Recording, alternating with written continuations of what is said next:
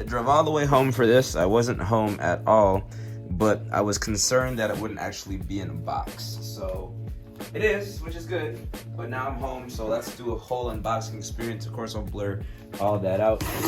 Ugh, I hope I didn't cut too deep there. All right, so box is open. We got the brown paper bag. You clicked on this video because you knew what this was, but if you didn't, Yeezy Gap hoodie in the brown paper bag. All right, unboxing time. We do have the little pull tab up here. I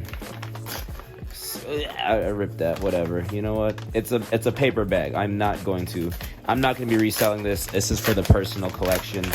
So if I rip it open, I rip it open. All right.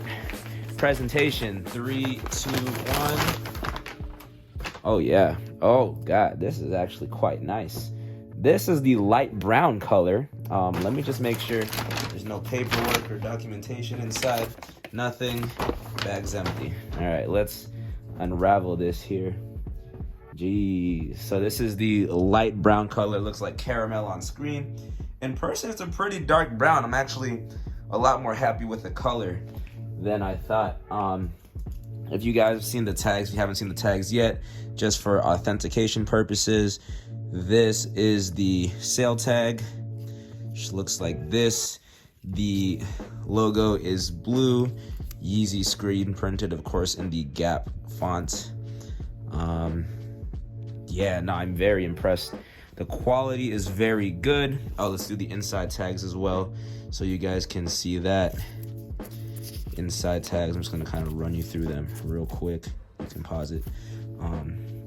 Double layered, as you can see. You have, this is the outside of the hoodie, front face of the fabric, but of course the inside also has the front face of the fabric as well.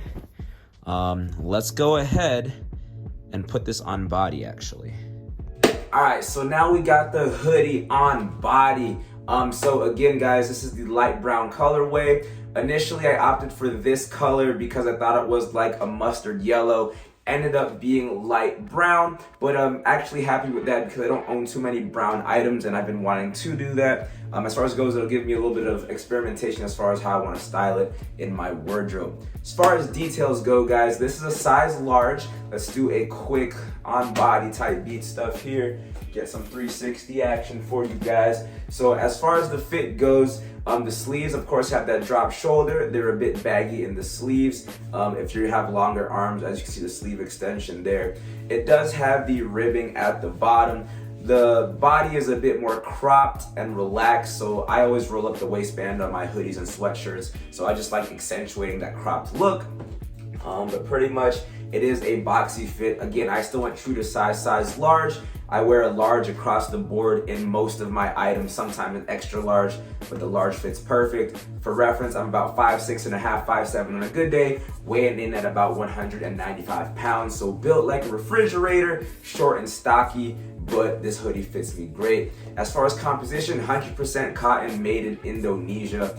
And I think overall it's a very comfortable hoodie. As far as details, of course, you have that kangaroo pocket on the front. It's a bit longer in height, a bit shorter in width, but my hands still fit in it perfectly and comfortably. As far as the ribbing on the wrists, they are a bit longer, almost like a champion reverse weave as far as length goes, so do keep that in mind. You have a nice sized hood here, as you guys can see. I think it's very comfortable. I do wish it had a little bit more structure, kind of gives me that little cloak effect. But overall, it's a very comfortable hoodie. Again, double layered fabric, so that cotton jersey on the front is also on the inside of the fabric as well. And this hoodie is very comfortable. It's pretty warm too, so do keep that in mind. A lot of people are comparing it to the 2020 Vision hoodie because it is double layered. I do think that's an unfair comparison. That hoodie retailed for $160, a little bit higher in price point, and that was probably made in collaboration with a higher quality factory, potentially where Yeezy is actually made.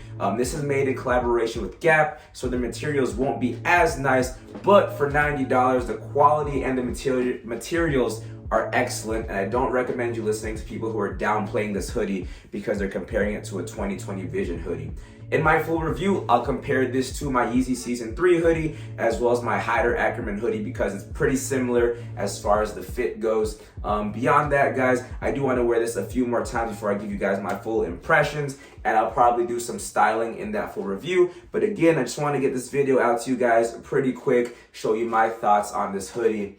And I actually really do love this. I got it for retail, $90 again, so I can't complain. I wish I got more colorways because I love this hoodie a lot more than I thought I was going to.